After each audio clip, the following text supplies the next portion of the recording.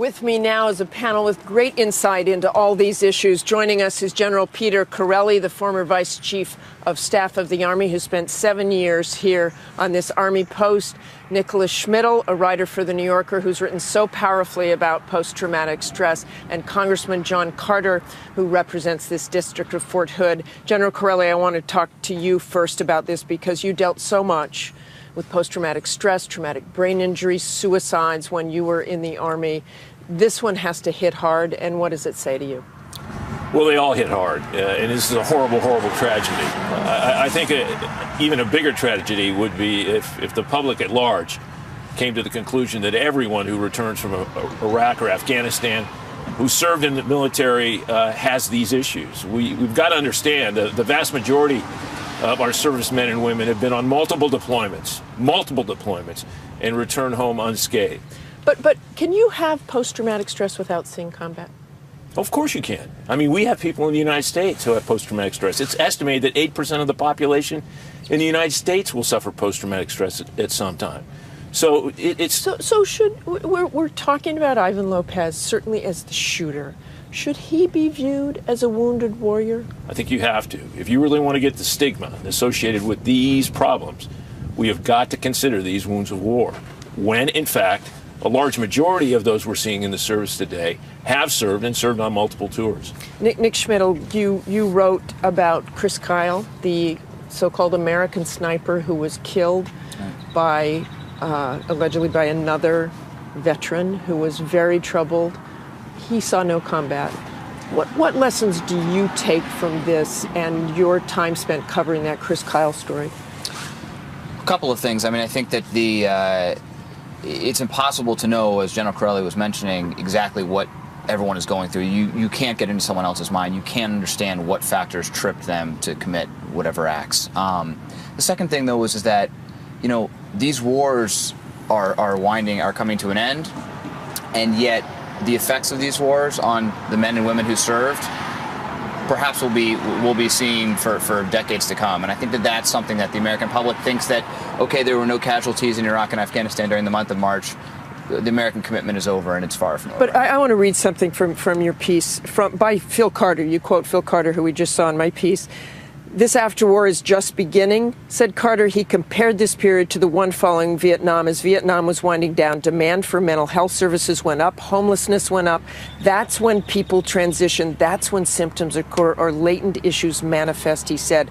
War has a long tail. All right. What do we owe our service members?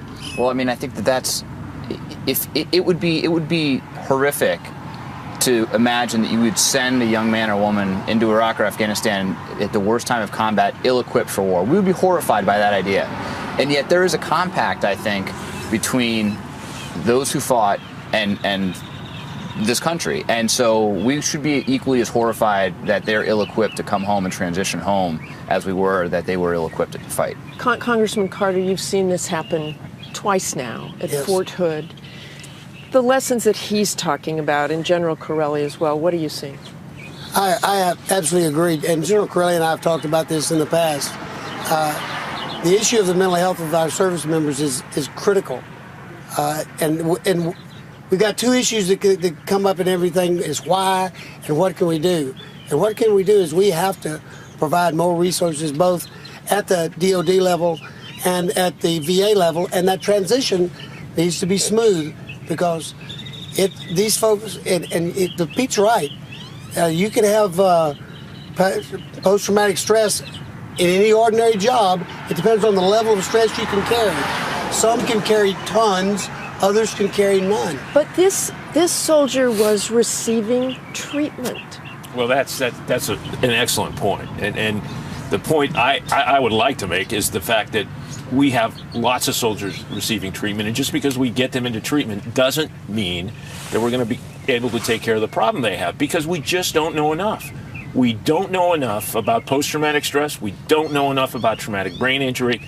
We need to mount a national effort to get at this problem and ensure that we do our research a lot smarter than we've done it in the past. And a lot of it's self-reporting. If he didn't report any violent outbursts before, then his mental health workers wouldn't know, correct, Congressman? That's correct. But we've had that. We started working on that issue way back in '04 as to convincing soldiers to report their injuries, including their bad dreams, sleeplessness, fits of terror, or whatever.